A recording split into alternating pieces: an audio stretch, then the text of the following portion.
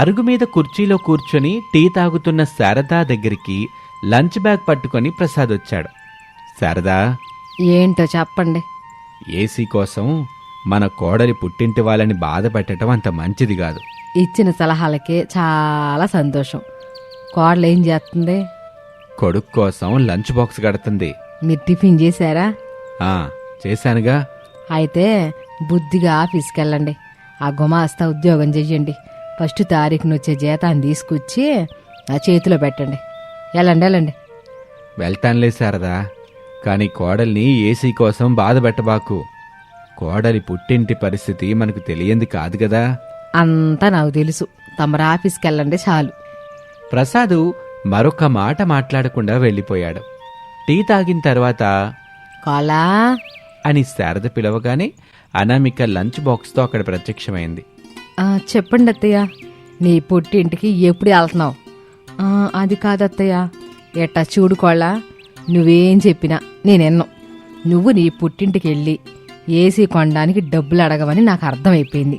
ఆ lunch box నట్టయి అని అనామిక దగ్గర నుంచి లంచ్ బాక్స్ని లాక్కొని ఆఫీస్కి రెడీ అవుతున్న కొడుకు రమేష్ దగ్గరికి వచ్చింది. ఆఫీస్కి బయలుదేరుతున్నావు బాబు? అవునమ్మా, టైం 9 దాటిందిగా. ఇప్పటికే 10 నిమిషాలు ఆలస్యమైంది. చకచక వెళ్ళాలి. నిన్న మీ అత్తారింటికి వెళ్ళి రమ్మని నేను చెప్పాను కదా బాబు, మరి వెళ్ళొచ్చావా? నిన్న వీలు కాలేదమ్మా. ఈరోజు కూడా అవుతుందో లేదో చెప్పలేను. అయినా మా అత్తగారి గురించి మనకి ముందే తెలుసు కదమ్మా. ఏసీ కోసం డబ్బులు అడగటం ఏం బాగుంటుంది చెప్పు. మనకి ఏసీ వద్దు, ఏమొద్దు. ఇంట్లో కూలర్ ఉంది కదా, దాంతోనే సర్దుకుందాం.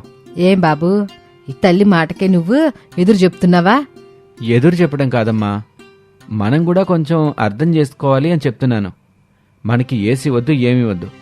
నువ్వు కూడా అనామికని ఏసీ కోసం డబ్బుల గురించి అడగమాకమ్మా అని శారద చేతిలో ఉన్న లంచ్ బాక్స్ తీసుకుని వెళ్ళిపోతాడు. శారద కోపంగా తనలో తాను, నువ్వు ఆఫీస్కి వెళ్ళినా కూడా కోడలకి ఈ ఇంట్లో మామూలుగా ఉండదురా, నువ్వెళ్ళు అనుకొని గదిలో నుంచి హాల్లోకి వస్తుండగా రమేష్ అనామిక మాట్లాడుకోవటం చూసి ఆ గది గుమ్మం దగ్గర దాక్కొని వాళ్ల మాటలు వింటూ ఉంటుంది. అనామిక, నువ్వేం బాధపడకు. నేను అమ్మకి చెప్పాను, ఏసీ డబ్బుల కోసం నిన్ను మీ పుట్టింటికి పంపించదులే, సరేనా? నువ్వు జాగ్రత్తగా ఇంటి పని వంట పని చేసుకో. మీరు ఇలాగే అంటారు. మీరు వెళ్ళిన తర్వాత అత్తే నన్ను పిలుస్తుంది. ఏసీ కొనటానికి కావలసిన డబ్బుల్ని మీ పుట్టింటికెళ్ళి తీసుకురా అని మాటలతో పాటు చేతులతో కూడా చెప్తుందండి. మీరు మావయ్య లేని ఇంట్లో నేను ఉండలేను. అలా ఏం కాదులే అనామిక, అమ్మ మాటలు పట్టించుకోకుండా నువ్వు నీ పని చేసుకో, సరేనా? నేను ఆఫీస్కి వెళ్ళొస్తాను అని చెప్పి రమేష్ వెళ్ళిపోయాడు. అనామిక కిచెన్లోకి వెళ్ళింది. గుమ్మం దగ్గర ఉన్న హాల్లోకి వచ్చింది. తనలో తాను, ఇటు కోళ్ళు, అటు కొడుకు. అనామిక పుట్టింటికి వెళ్ళి ఏసీ కొనడానికి డబ్బులు కావాలని వాళ్ళని అడగడానికి వెళ్ళి రాదని నాకు అర్థమైపోయింది. ఇక నేనే రంగంలోకి దిగి ఇలా పని చెప్పాలి. కోడల వాళ్ళ అమ్మ నాన్నల దగ్గరికి వెళ్ళి ఏసీకి కావాల్సిన డబ్బుల్ని తెచ్చుకోవాలి అనుకుని శారద అనామికకి చెప్పకుండా ఇంటి బయట ఉన్న స్కూటీ మీద అనామిక పుట్టింటికి బయలుదేరింది. అనామిక ఇల్లంతా వెతికింది. తన అత్తగారు శారద ఎక్కడా కనపడలేదు. ఇల్లంతా వెతికాను, మా అత్తయ్య ఏంటి ఎక్కడా కనిపించట్లేదు. ఎక్కడికి వెళ్ళిపోయింది? ఏమోలే, ఆకలైతే ఆవిడే వస్తుంది అనుకుని తన గదిలోకి వెళ్ళింది. శారద అనామిక వాళ్ల పుట్టింటికొచ్చింది. అనామిక అమ్మా నాన్న రాజయ్య సుజాత కుర్చీలో కూర్చోబెట్టారు. చెల్లెమ్మా, ఇంటి దగ్గర బావగారు అల్లుడు గారు, మా అమ్మాయి బావుందా? ఏదో అలాగున్నాంలే. అయినా మీకు కొంచెం కూడా మీ కూతురు గురించి గాని మీ అల్లుడు గురించి గాని బాధ్యత లేదు కదూ. ఏమైంది చెల్లెమ్మా? ఎండలో ఎంత దారుణంగా మండుతుంటే ఏసీ లేకోకుండా కూతురు అల్లుడు ఎట్టా సంతోషంగా ఉంటారు? మీరే చెప్పండి. రాజయ్య సుజాత అయోమయంగా ముఖాలు చూసుకున్నారు. ముఖాముఖాలు చూసుకుంటే సరిపోతుందా? నేను చెప్పింది మీకు అర్థం కానట్టుగా ఉంది. మేము మట్టి మనుషులం చెల్లెమ్మా, మాకు కొంచెం వివరంగానే చెప్పాలి. అప్పుడే కదా విషయం పూర్తిగా అర్థమవుద్ది. ఈ ఎండాకాలం మొత్తం నీ కూతురు నీ అల్లుడు సంతోషంగా ఉండాలంటే మీరు ఒక ఏసీ కొనివ్వాలి. ఏసీ కొనివ్వాలా? ఎంతుంటుందమ్మా? 30,000 వరకు ఉంటది అన్నయ్య అని శారద చెప్పగానే రాజయ్య సుజాత ఆశ్చర్యపోయారు. వాళ్ళ నోటి నుంచి మాట రాలేదు. తలదించుకున్నారు. ఏవైంది? నేను చెప్పిన 30,000 తీసుకురండి. 30,000 మా ఇల్లు ఇలా ఎందుకుంటుందమ్మా? కూలి పనులు చేసుకుంటూ బతికేవాళ్ళం. మా దగ్గర 30,000 ఉంటాయని ఎట్టా అనుకున్నావు? మా పరిస్థితి నీకు తెలుసు కదా వదినా. అదంతా నాకు తెలీదు. కూతురు అల్లుడు కోసం మీరు 30,000 రూపాయలు ఇవ్వాలి అంతే అని శారద చెప్పి అక్కడి నుంచి వెళ్ళిపోయింది. అనామిక తన స్నేహితురాలు మానస ఇంట్లో కూర్చొని ఉంది. మానస కూల్ డ్రింక్ తీసుకొచ్చి ఇచ్చింది. మానస, ఎందుకు ఇప్పుడు ఇదంతా? తాగు, చాలా రోజుల తర్వాత కలిసాం. కూల్ డ్రింక్ ఇది, తాగు. ఇద్దరు కూల్ డ్రింక్స్ తాగిన తర్వాత, ఇంతకీ నీ లైఫ్ ఎలా ఉందన్నామిక? మధ్యతరగతి జీవితాలు ఎలా ఉంటాయో నీకు తెలీదా మానస?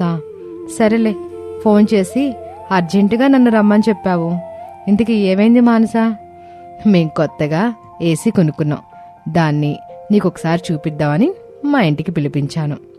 మానస, నువ్వు ధనవంతురాలివి, ఎన్ని ఏసీలైనా కొనగలవు. సరే మరి, ఇక నేనైతే వెళ్తాను. అలా కాదన్నామిక, మా పాత ఏసీ పనిచేస్తుంది. కాకపోతే పైన బాడీ అక్కడక్కడ కొంచెం డ్యామేజ్ అయ్యింది అంతే. దాన్ని నువ్వు తీసుకెళ్ళి బాగు చేయించుకొని ఈ ఎండాకాలం వాడుకోవే. అందుకే తీసుకెళ్తావని మరి నిన్ను పిలిచాను అని చెప్పగానే అనామిక సంతోషపడింది. చాలా థ్యాంక్స్ మానస. ఇంట్లో ఏసీ కొనాలని మా అత్తయ్య రోజు నాతోటి యుద్ధం చేస్తుంది, గొడవ చేస్తుంది.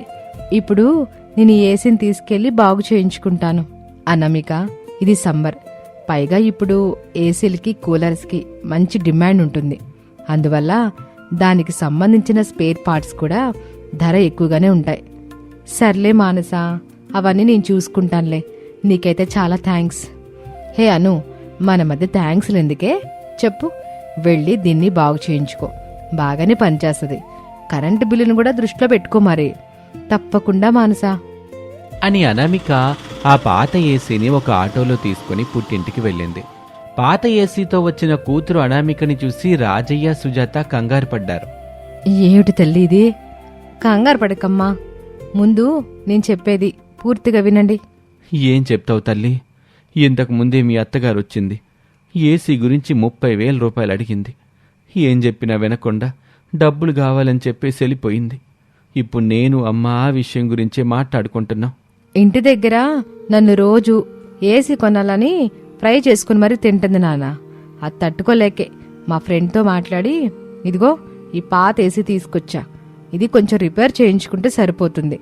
ఎలా చేయించాలా అని ఆలోచిస్తూ ఇక్కడికి వచ్చాను నాన్న అని చెప్తూ ఉండగా అనామికకి వాళ్ల పెరట్లో ఉన్న బ్లూ డ్రమ్ము కనిపించింది.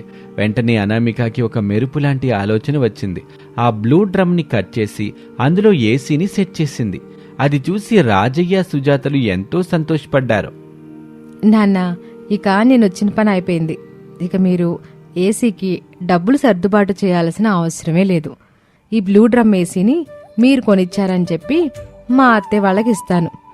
మీ అత్తయ్యతో మాట పడకుండా చూసుకో తల్లి. సరేనమ్మా, అదంతా నేను చూసుకుంటానులే. మీరిద్దరు మాత్రం జాగ్రత్తగా ఉండండి అని అనామిక ఆ బ్లూ డ్రమ్ ఏసీని తీసుకుని ఇంటికి వచ్చింది. శారద చూసి, ఏంటే కోళ్ళ ఇది? ఇది బ్లూ డ్రమ్ ఏసీ అత్తయ్య. Blue drum Asia? ఈ కంపెనీ పేరు నేను ఎక్కడా ఎప్పుడు వినలేదే. ఇది కొత్త కంపెనీ అత్తయ్య. మా నాన్న లాంటి పేదవాళ్ళని దృష్టిలో పెట్టుకుని ఒక కంపెనీ వాళ్ళు తక్కువ ధరకే ఇట్లా ఏసీలు అవి తయారు చేశారు. చాలా బాగా పనిచేస్తుంది. ఇక ఆలస్యం ఎందుకు మరి, హాల్లో ఫిట్ చేసేయి. అందరం హాయిగా ఈ బ్లూ డ్రమ్ ఏసీ వేసుకొని ఉందాం, సంతోషంగా పడుకోవచ్చు. అలాగే అత్తయ్య అని శారద చూస్తూ ఉండగానే అనామిక అతి కష్టం మీద ఆ బ్లూ డ్రమ్ ఏసీని ఫిట్ చేసింది. ఇక అప్పటినుంచి అందరూ ఆ ఏసీ కింద తింటూ ఏసీ కింద హాయిగా పడుకుంటారు. ఎండాకాలం వేడి బారి నుంచి హ్యాపీగా ఈ ఏసీ వల్ల ఆనందాన్ని పొందుతారు. అలా పేద కోడలు అనామిక సంతోషంగా జీవిస్తూ ఉంటుంది. ఇది వాల్టి కథ. మరొక ఆసక్తికర కథలో మళ్ళీ కలుద్దాం. నమస్తే.